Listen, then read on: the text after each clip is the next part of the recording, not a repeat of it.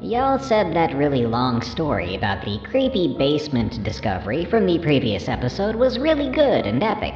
And apparently, the god of terrifying happenings listened. Because another very long story takes center stage in today's set of allegedly true scary work stories. This tale involves an abandoned facility with a more than dark past, and a supervisor who ends up in an eerie night security position. This story and one more are in store for you today. So grab your coffees, your Fiber One bars, kiss your bowels goodbye because my snack recommendations are trash, and enjoy. Have your scary work story narrated by sending it to us at eeriecast.com/submit. Follow and rate Tales from the Break Room on Spotify and Apple Podcasts, or your favorite podcast app, to help Dead and Roasted finally defeat its ultimate rival, Starbucks. And sign up for the EerieCast membership at eeriecast.com/plus to unlock members-only goodies. Now, these are Tales from the Break Room.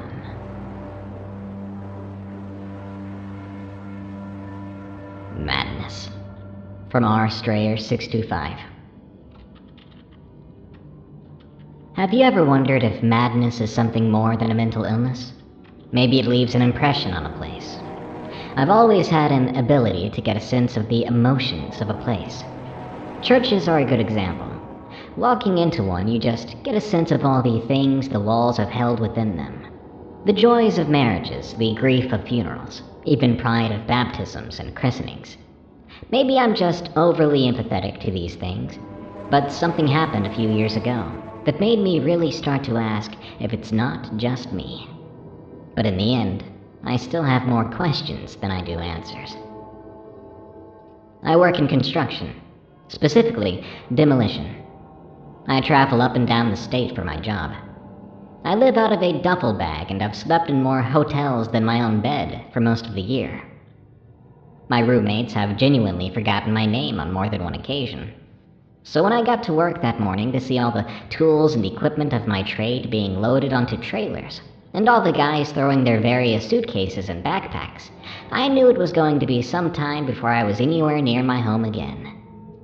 I offered up an apology to the houseplants that I had recently purchased, as they would probably be yet another sacrifice to the all-consuming need for a paycheck. I trudged into the office to see where my next job was going to take me.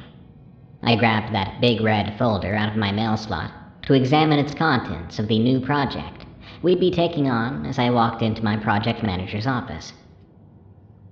"I've never even heard of this town," I moaned, deciding to start the day by irritating my boss, Tom. "That's because you were born in this century," Tom replied, without looking up from his computer.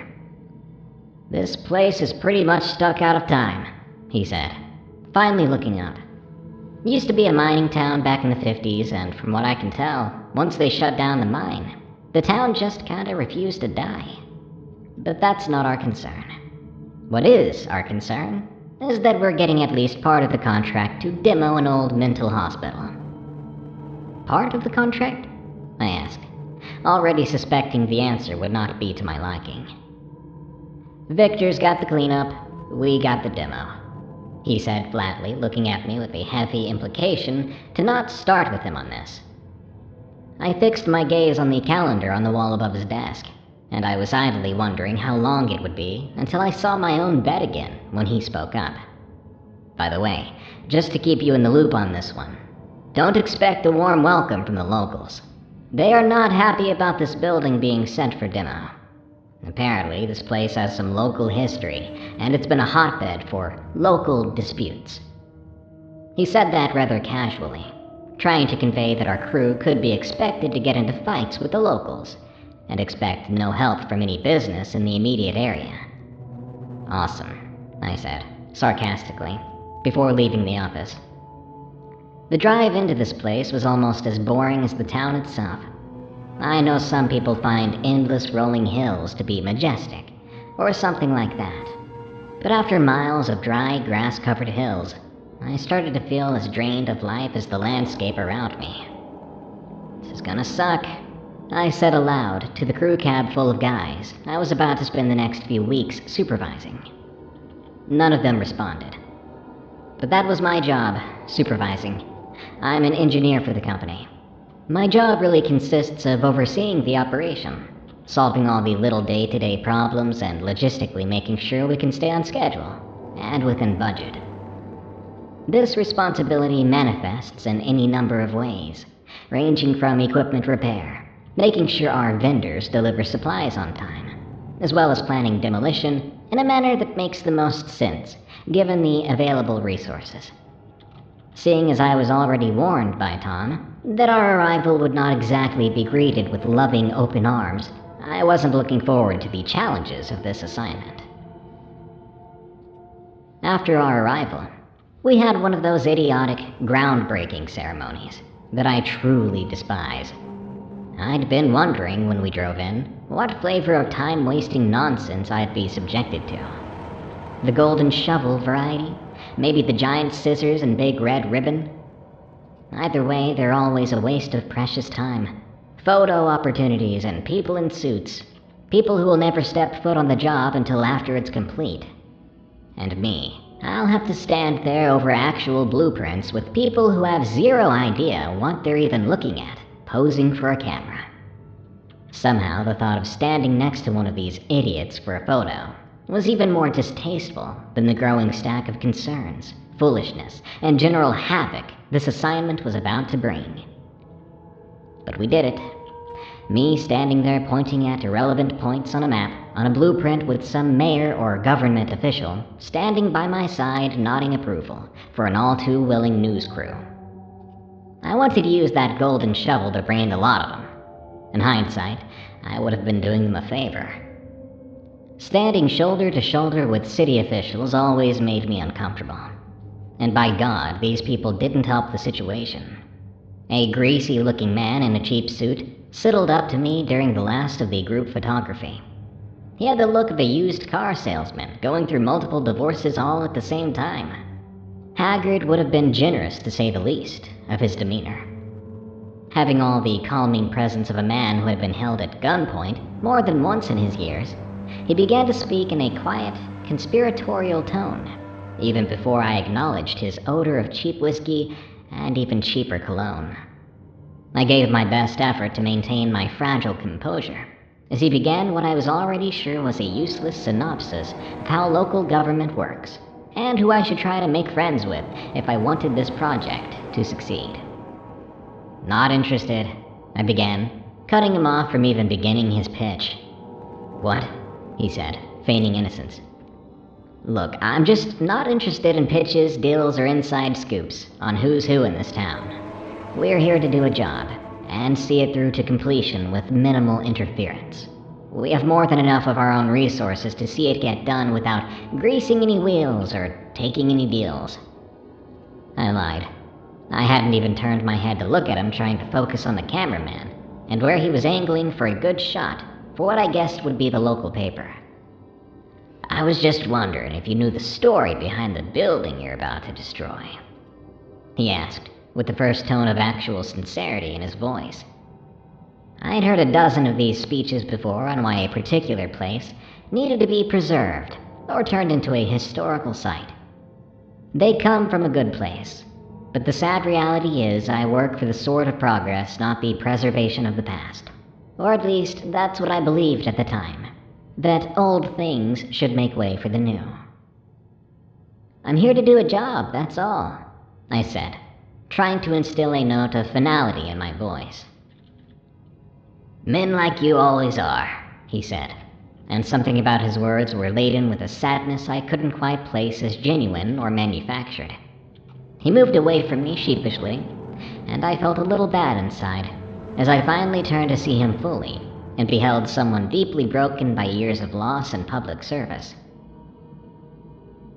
We didn't make it through the first day before things started sideways. It began with equipment failures. Machines that had been designed to break apart concrete and mortar began to malfunction at the very least end of their expected workload. I was already cursing upper management by 10 a.m. for sending me the worst of their tool lot when Tom called me. "How's the start?" he said, before even a perfunctory hello. "Not great," I replied. You really sent me the cream of the crop here for equipment. Totally top shelf, Tom, I said, putting as much emphasis on his name as possible. Accusatory tone aside, he continued, as if I had said nothing of note. 36 days, Alan, that's your deadline. We're counting on you to get this done as fast as possible, if we're gonna make it profitable. A number of profane words came to mind, as I contemplated my reply. Yes, sir, I answered, in a way that I really hoped would convey my contempt for him and his higher-ups. At the end of the first day, I was looking over incident reports and equipment logs to try and see how bad the short end of the stick I'd been given for this job really was. My first priority was the tools. Why had this equipment broken down, and what could be done about it? My conclusion only left me scratching my head. The company had not sent me bad equipment. The maintenance logs were basically perfect. Some of these things I'd overseen the repair of myself, or by a tech that I knew was reliable. Then why? I wondered, in my hotel room. I could not see any reason for the failures. These machines had been operating at full capacity over the last few jobs, and had been maintained properly. So why fail now? I racked my mind for an answer and got nothing, except for open-ended questions in return. I decided then it was time for a proper drink, and to go down to the local bar. I needed distance from maintenance logs and performance schedules, more time to reflect and think upon my current situation. As I walked into the bar, by accident still wearing my company hat and vest, I was greeted with about as much warmth as bone cancer. The glares of the patrons there gave me all I needed to know about how welcome I was at their establishment. Outsider, read clearly on the countless faces littering the bar. The decision to avail myself of the outside patio area was clearly the smart choice, after a half-hearted attempt by the bartender to make a whiskey sour. The poor, sad excuse for a drink was already halfway down my throat, before it registered in my mind that violence was clearly reading out on several of the patrons' faces. My already addled mind wondered if I would make it out of this bar without having to punch someone in the neck for the trouble. Outside on the patio, I spotted the man who had tried to talk to me during the photo op. He had procured himself a table in the far corner, away from anyone or anything. The only thing keeping him company was a number of empty pint glasses. His blurry eyes met mine, and he motioned for me to join him, in the empty seat across from him. I decided against my better instinct to join him, as just about everyone else in the bar looked as though they would have offered a pint glass to the side of my head, rather than exchange any pleasantries. Come on, have a seat. He offered me the seat by way of pushing the chair out with his foot. I obliged him, setting my half-finished whiskey on the table as he offered his hand to me. We got off on the wrong foot. I'm John. I took his hand. Alan, I offered. Don't worry about them, he said, vaguely gesturing at the inside of the bar. They may give you all the death glares, but for the most part, they're harmless. For the most part? I asked. Well, aside from the local paramilitary that lives deep up in the hills. But they rarely come down due to all the warrants for their arrests most of them have, he stated, as if it wasn't a big deal. Oh, so nothing to worry about. I glared at him, letting the sarcasm seep into my voice and gaze. They aren't coming down from the mountain just to mess up this project, he tried to reassure me. But the slight slurring of his words wasn't offering much in the way of surety. Let me try to explain something to you. He seemed to be trying to gather himself. That building was more than just some small care facility. It was the repository for a lot of grief and misery over the years.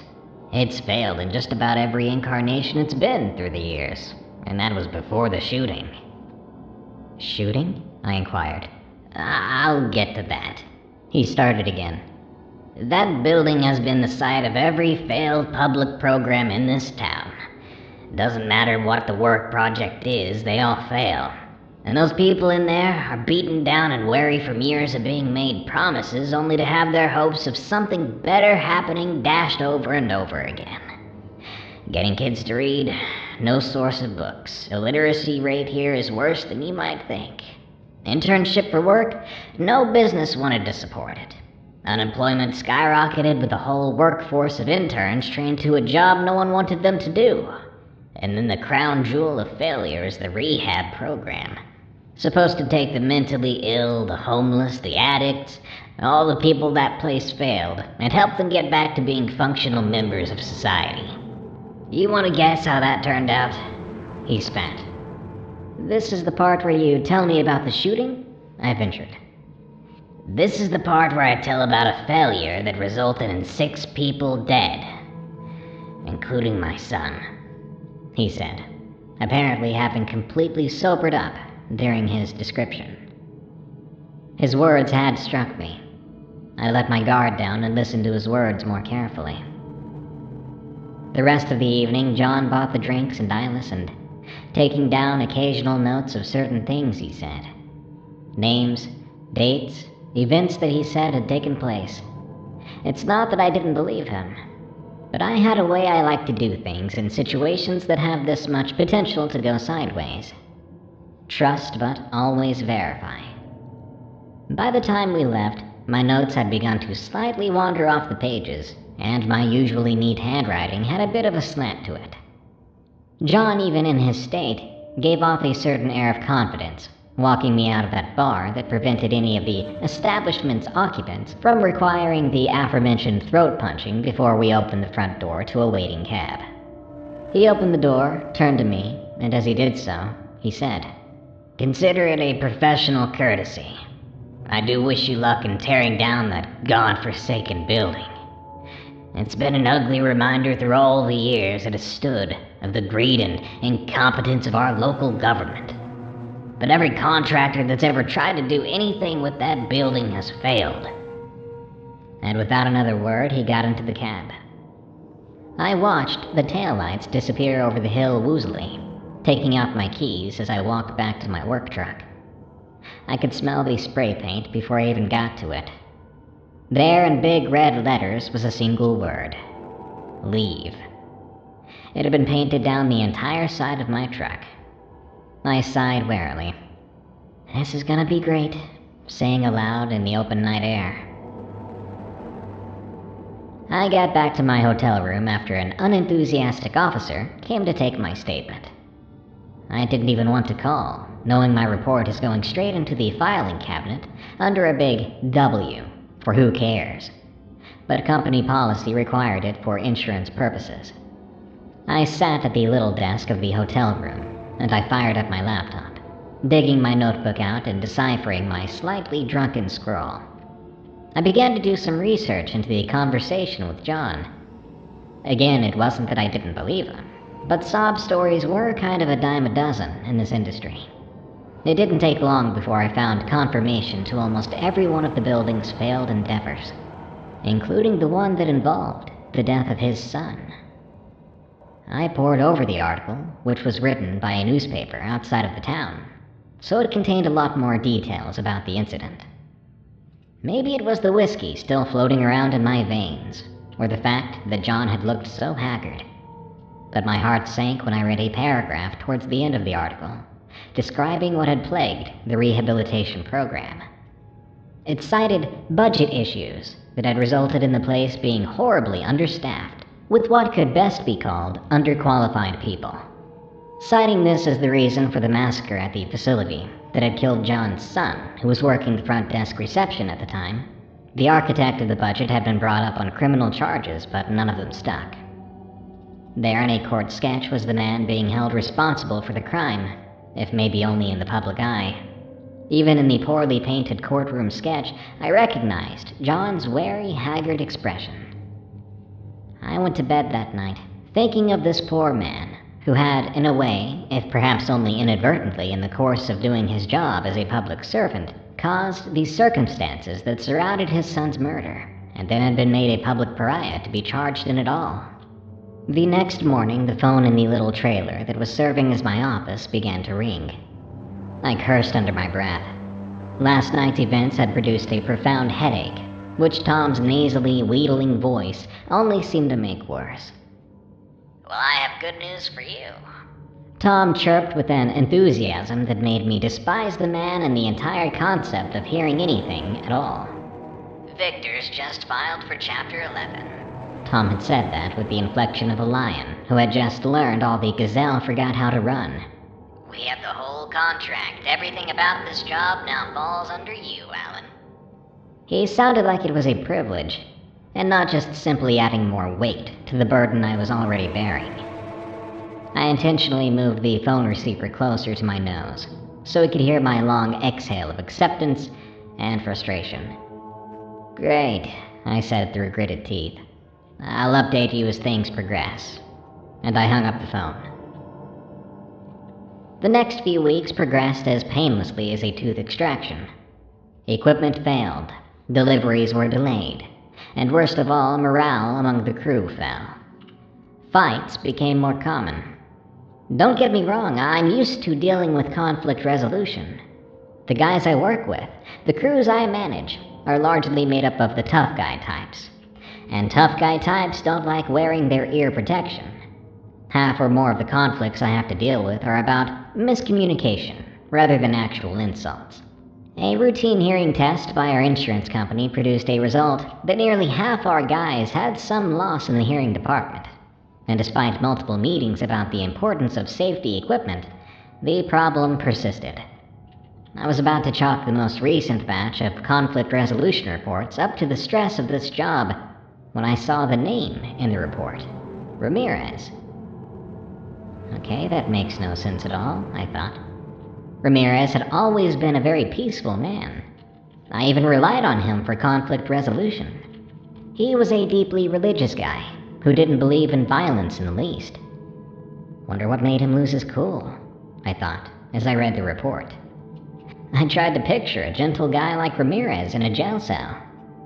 Again, I came up scratching my head. What was going on here? My cell phone vibrated in my pocket. Tom's office number brightened the screen. I debated tossing the phone into the running wood chipper for a brief moment. I begrudgingly decided against it, but I let it go to voicemail. I really didn't have the time for his overly litigious nonsense right now. 2 of my guys had made their way into the jail last night via the back of a squad car after an altercation with some locals at the bar, and I'd already spent half the morning on the phone with our legal department, trying to figure out how to bail them out. My phone then chimed in with a new email. I rolled my eyes hard and looked at the notification. It was the response email that had been CC'd to our branch supervisors. That was never good. I'd been trying to address the problem of vandalism at the job site. When Victor's had pulled up stakes after the company went under, they'd sold their equipment to us after we took over their entire contract. But what we had failed to acquire in the buyout was their night security team. The sheer dollar amount of equipment that had to be left at the job most evenings was basically a big pot of gold for every thief in the area. And confrontations with the unhoused who were used to camping out on the grounds were a continuing problem.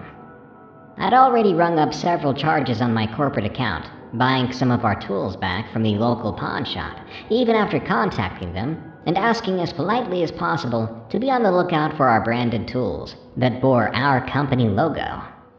Even though they clearly belonged to us, local police had sided with the shop owners, and I had to pay to get our stolen property back.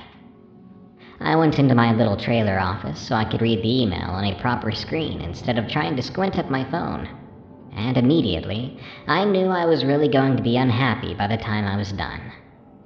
It was first a denial for my request for a night security guard. The corporate jargon that followed stated in simple words, "We don't want to spend money on you." I was already pinching the bridge of my nose when I scrolled down to the second page, and I felt my face get hot.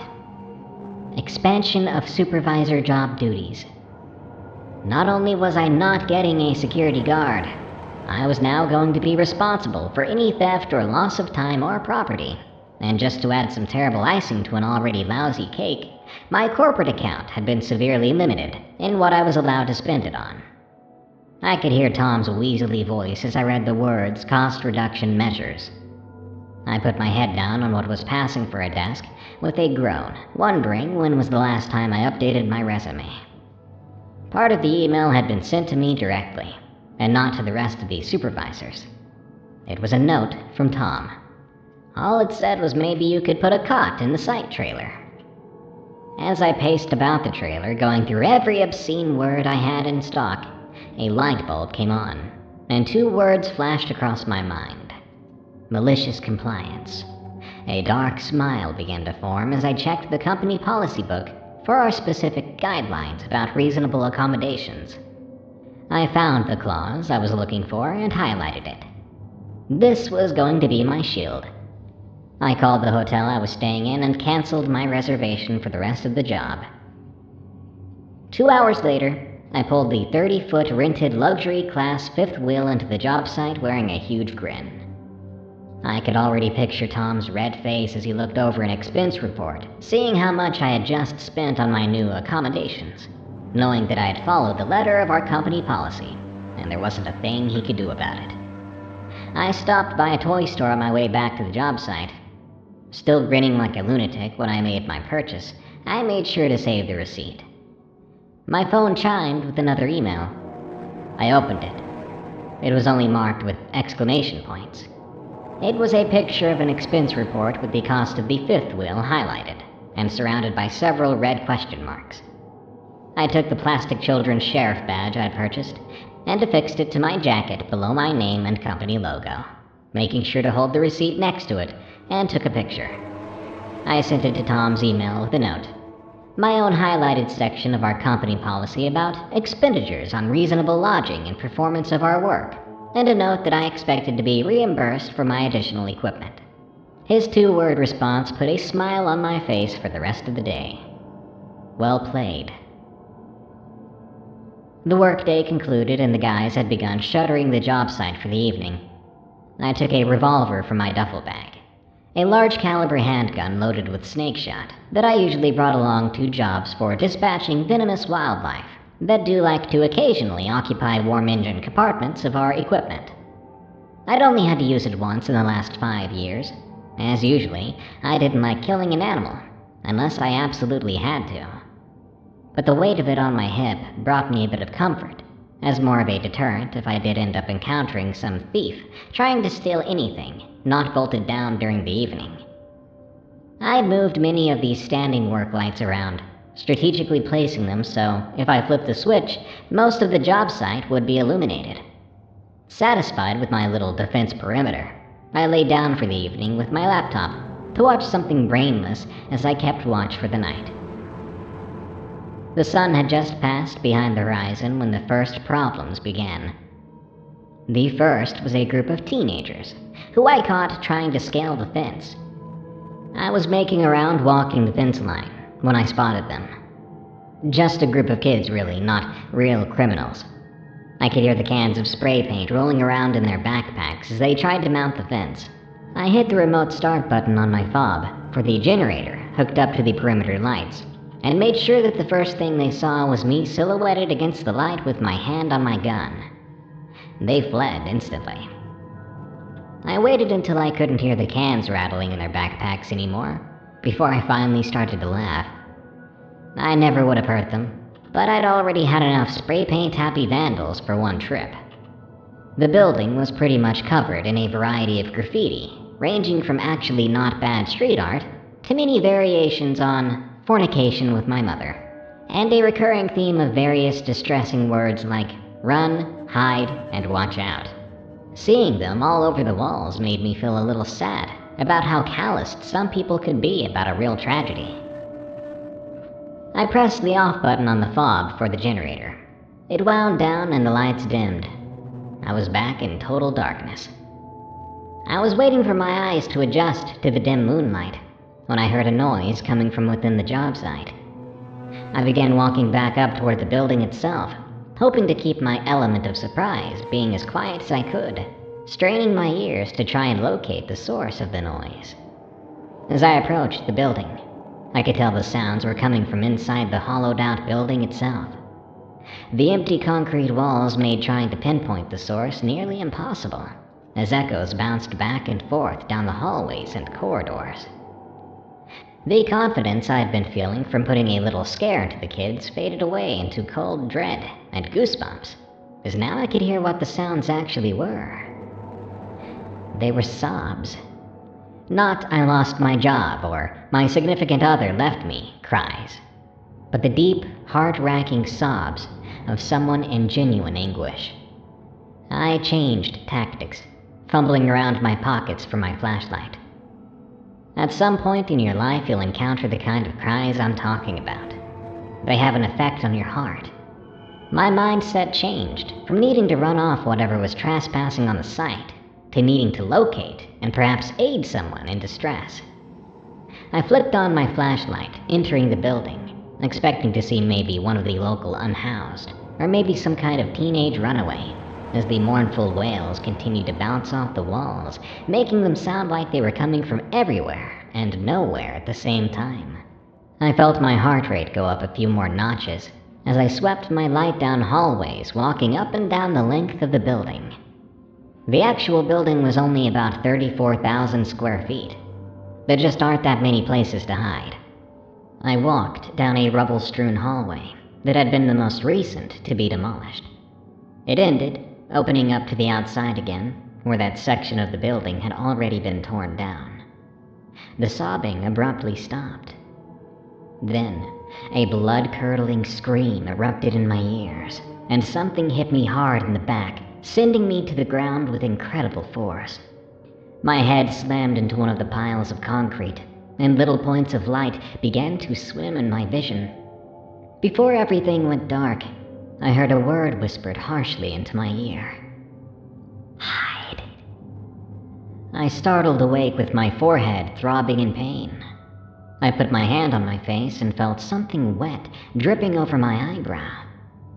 I peered around, trying to get my eyes to focus on anything. My eyes finally fixed on the only source of light, my flashlight. It had tumbled off the edge of the concrete foundation. Its upward beam illuminated the tree it had come to rest against. I pulled myself up from the concrete floor, giving myself a moment to make sure my feet were going to stay underneath me. I managed to get their cooperation and reached down to pick up my flashlight when the sobbing started again. I pointed the flashlight all about the area, trying in an even more futile effort than before to locate the sound. Now the blood trickling from my forehead was starting to run into my right eye. I wiped away the blood as best I could, but anyone can tell you, head wounds like to bleed a lot. I was standing in an open area near the partially demolished hallway, when my ears finally fixed on where the sound had been emanating from. The open hallway leading back into the facility. Holding one hand to my forehead, and squinting out of one eye, I scanned the hallway with the beam of my flashlight. A fresh wave of nausea overtook me, and I had to steady myself against the wall with the hand I was using to try and control the bleeding. I looked down for a moment, feeling both too hot and too cold at the same time. The cusp of light caught something my eyes tried to focus on. Blood on the floor. Not droplets, but a pattern. A shoe print. Still holding myself up, I tried to examine myself, to see if I'd been injured somewhere else, and hadn't noticed, due to my throbbing head. I closed my eyes and let the wave of nausea recede a bit, before taking a second look at myself. No blood or scrapes. No tears in my pants. The sobs cried out again, this time from somewhere directly in my vicinity. I redoubled my efforts to steady myself. I moved the beam over the footprint, and two things finally clicked into place. It's not my blood, and it's not my footprint, or rather, footprints. This was definitely the pattern of an athletic shoe, not my heavy patterned work boot. I traced down the hallway, and I found a trail of them. Another sobbing moan snapped me out of my focus, and brought my attention back to the more pressing issue. Someone out there, besides me, was clearly hurt. I pressed my legs back into service, following the footprints to the source of the sobs. The footprints smeared and made a sharp left through a heavy steel door, and a large pool of blood had formed from under it. I took my gun out of its holster, rested my hand on the knob for half a second, inhaled sharply, and flung the door open. The scene I lighted upon was what nightmares wanted to be when they grew up. My heart followed my stomach right down through the floor as my eyes settled upon the two bodies lying sprawled against each other on the floor.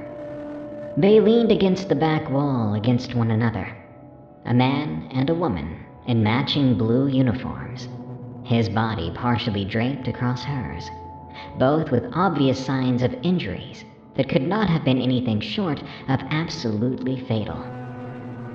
I turned away from the gruesome sight before my mind had a chance to memorize any more of the details. Okay, I thought. No more playing hero for me tonight. Time to call actual authorities. I pressed the flashlight into the crook of my neck and began fishing around my coat pockets for my phone.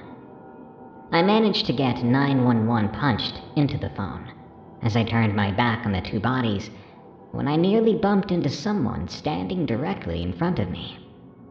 The screen turned from the black of the dial pad to the bright white of active calling illuminating the figure right there. The light shone upon what was left of a face. Ghost white flesh on one half stood out in sharp contrast to the grotesque lack of it on the other. Empty white eyes stared sightlessly into mine. The mouth opened, and a single word escaped what semblance of a mouth remained. Leave. In a purely visceral reaction, I flung myself backward away from this new horror, only for my feet to find the slick pool in the doorway, resulting in my rapid falling backward.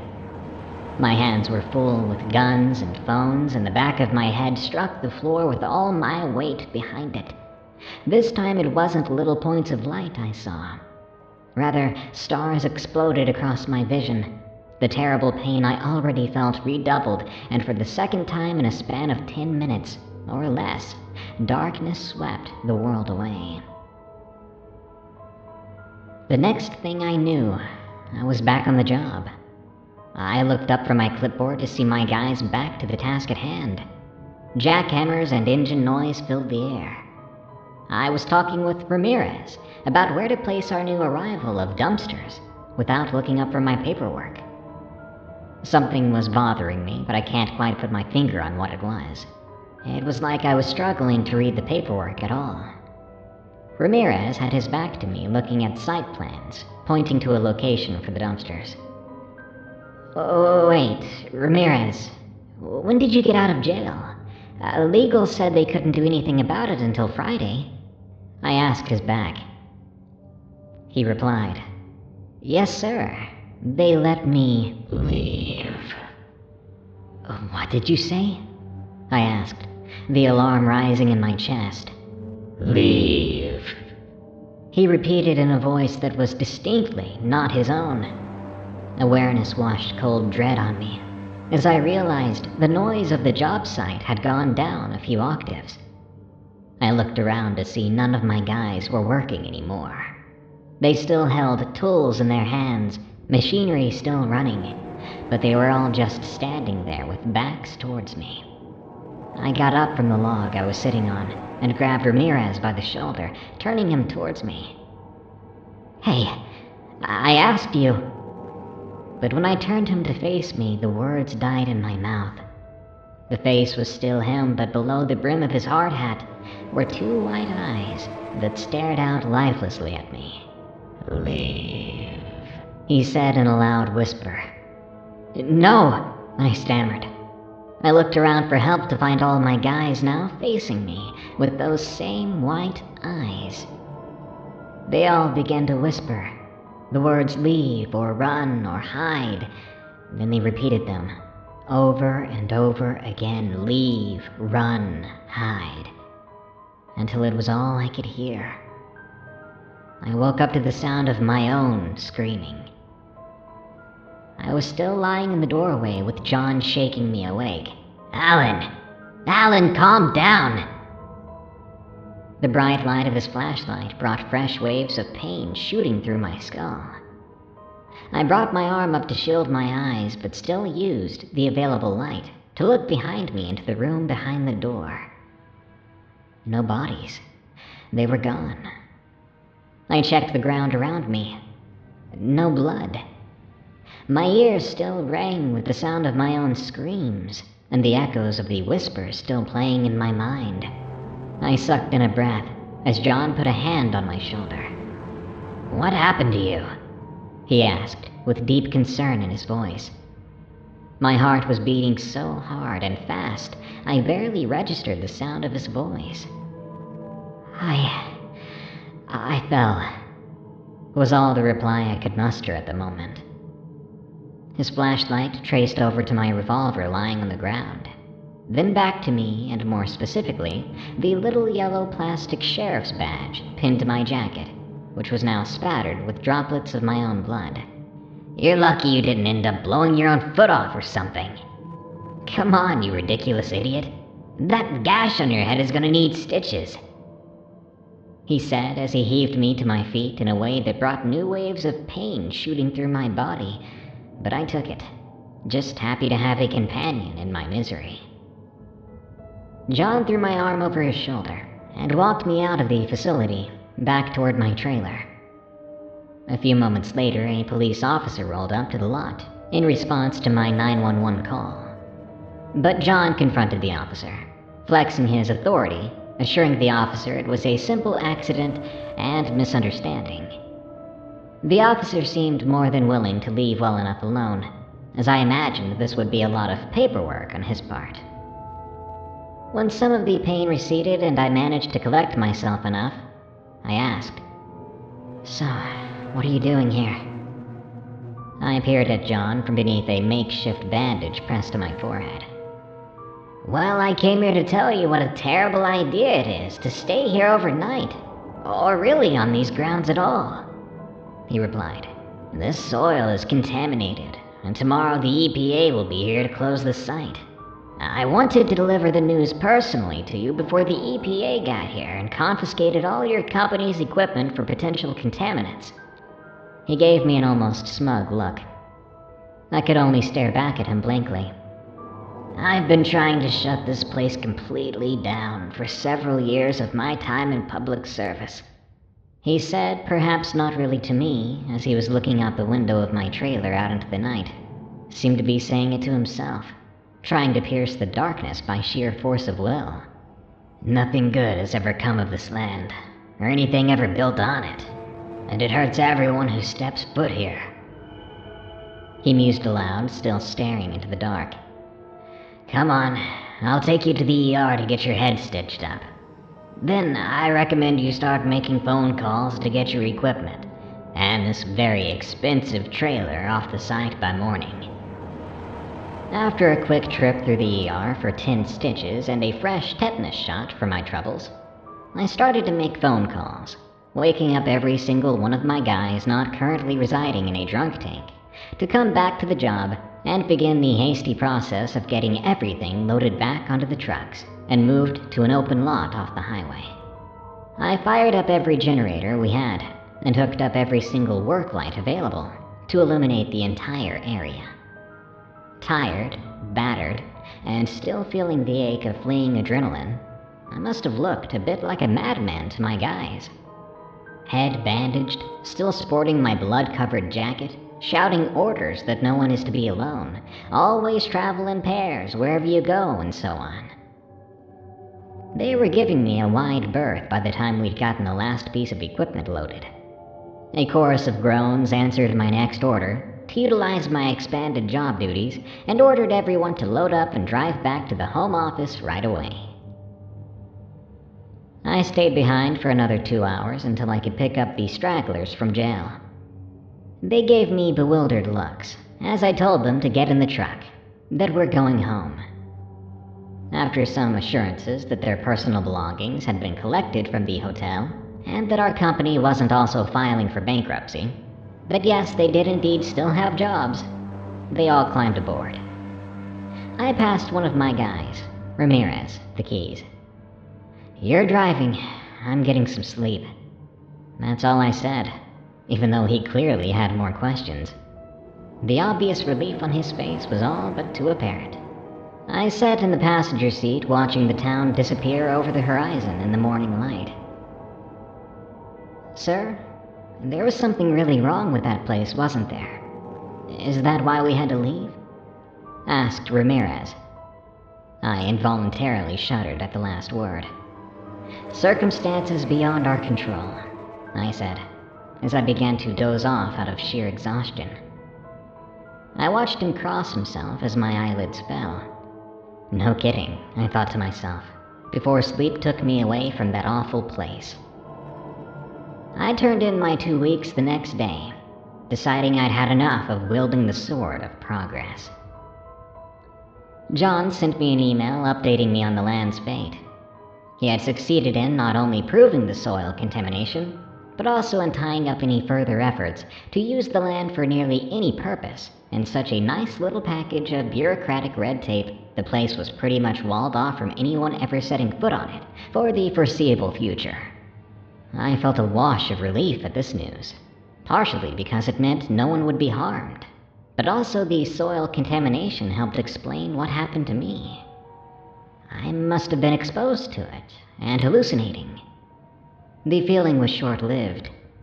Attached to the email was a single photo of a young man in a blue uniform, John's son, and I recognized his face. Well, I should say I recognized half of it, and will never forget it as long as I live.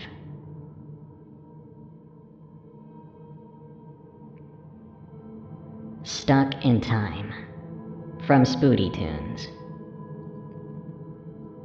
I'll start my story off by saying this is the weirdest thing that has ever happened to me. This will be my first time ever sharing these events.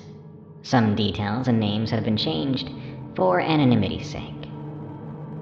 The date was November 16th, 2019. I'd recently moved to a new apartment complex somewhere in Colorado.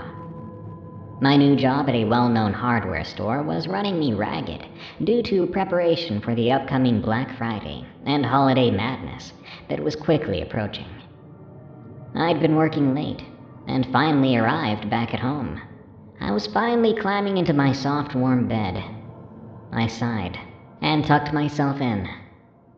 I looked around my dark room first. There was a faint glow from the outside streetlights creeping in through the window. Something felt off. I couldn't shake the feeling. Everything looked in place all around me, but somehow it didn't feel quite right. I shook it off, telling myself I was simply exhausted from work, and I really needed some sleep. I set my alarm on the nightstand beside me, and started to slowly close my eyes. I was later jolted awake to the sound of a vintage-style alarm clock going off. I didn't think much of that at first, because I was ticked off that my alarm had gone off so soon in the first place. "What the heck?" I said, angrily, as my eyes adjusted, expecting to see my dark room. But to my surprise, there was light outside, and as the confusion set in, I started to get more and more confused, as I realized I wasn't in my room at all. Orange-tinted 1970s-style wallpaper covered my walls, and all my posters and belongings were gone. There was just these boxes everywhere and loads of them. I started to panic. I reached over to check my phone and realized it was gone. In its place was an old-school alarm clock and a magazine of women's fashion that looked like something my mother would have worn when she was a teenager. I started to think that maybe I was having a dream. Yeah, that must be it. I attempted to pinch myself and yelped in pain when I realized I was very much awake. That's when I heard a woman's voice calling me from the other room. Linda, darling, are you finally awake? We have to be leaving soon. Get yourself up and get dressed. I sat there dumbfounded, frozen in confusion and terror. Linda? Who's Linda? I whispered softly. I slowly pulled myself from the bed and walked to a door that I assumed was my closet. Inside the closet was a bunch of vintage-looking clothing that looked like the sort of things that girls from the Brady Bunch would wear. I picked out the least ugly patterned dress and held it in my hands, still trying to figure out what in the world was going on. All of a sudden, I heard a little giggle. I whipped around to see a little girl with blonde hair tied into little braided pigtails. Linda, Mom wanted me to come check on you. We're gonna be late if you don't get out of here soon, she said as she squeaked the door back and forth. Who are you? I blurted out in further panic. She said with shocked voice. What? I'm your sister, Lisa. Silly, are you feeling okay? Did you fall on your head or something?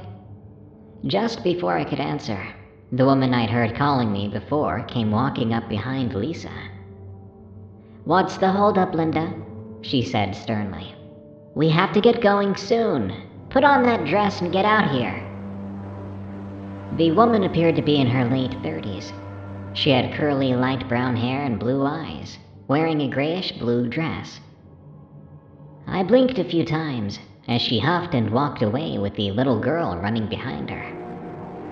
I decided to get dressed, heading out to meet up with the woman and little girl.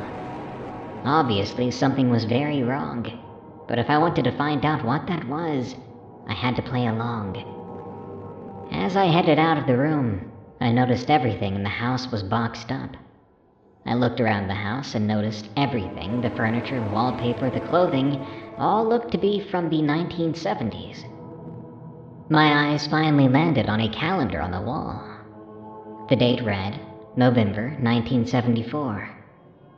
Below, the days had been crossed out, except for what I assumed was today's date, the 16th.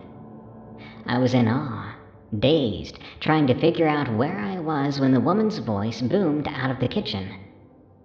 Linda, she shouted. In the car this instant, young lady. Your sister is already outside. We have to go now. I ran with her to the car and climbed inside. The car was what looked to be a 70s green Ford Pinto wagon. The woman started to pull back out of the driveway when she snapped at me. If we're late meeting up with your father this time, you're in trouble. This is the second time this week we've been late because of you. You've got to start being more responsible. I'm sorry, I said with a stutter. Just before I could say any more, a passing vehicle slammed on their brakes as a nearby car spun out and headed right at us. I screamed, along with the other passengers, and everything went dark. Gradually, I began to wake up to a faint, familiar sound. My actual alarm clock. My eyes slowly began to adjust, and I realized I was back in my room. My beautiful room. I immediately grabbed my cell phone to see it was now November 17th, 2019. I let out a deep sigh and started to cry. What happened? Who were those people? All these thoughts were racing through my mind, but I had to get ready for work. The day went on like any other, but still, the thoughts about what happened were racing through my head. As I was sweeping down an aisle, I saw this little old lady. I started up a friendly conversation with her, and asked if she had ever heard anything about a car accident that took place back in the 70s. She looked up at me with sudden sadness in her eyes. Yes, she said slowly. When I was a little girl, I used to play over at my friend Lisa's house. She and her family were getting ready to move to a new place. It was around November of '74, if I recall. She seemed so somber. Lisa, her sister Linda, and their mother Margaret were heading off to meet up with her father with another load of boxes to put in their new home, when a drunk driver spun out and collided with their car. It was such a tragedy. The only one left alive was the drunk driver. That's horrible, I said. The old woman and I exchanged a few more words. Then we finished up our conversation, as she wished me a good day and walked off. When I got back home from work, I did a little bit of digging online. I found some old photos of the family from the accident in question. Sure enough, it was the woman and little girl and her sister whose body I briefly inhabited. I was in shock. The apartment I lived in now stood where a few old houses once were, including the house that family once lived in. They'd been torn down to make room for the apartment complex. Nothing like this moment has ever happened to me since, and I'm not sure why I was briefly stuck in the past with these people. Perhaps it was to live out their final moments with them, to share their story so they wouldn't be forgotten. Or perhaps it was just a very weird dream and a massive coincidence. I don't know. All I know is I hope their spirits can be at peace. It's a weird world we live in, and some things simply can't be explained. The ghosts of the past haunt us. 99% of the time, that phrase is just a metaphor concerning trauma, mistakes, and events from our pasts. But in the rare cases like tonight's tales, this phrase is quite literal. Some dead things are very angry about being dead, and they want people who still have a pulse to hear about it. Thanks for listening to another episode of Tales from the Break Room. If you're a fan, please follow and review Tales from the Break Room on Apple Podcasts and Spotify, or your favorite podcast app. You can also listen to us on the Darkness Prevails YouTube channel. Have your scary work story narrated by sending it to us at eeriecast.com/submit. Also, if you really want to support us and unlock tons of exclusive scary content, sign up to be a member at eeriecast.com/plus.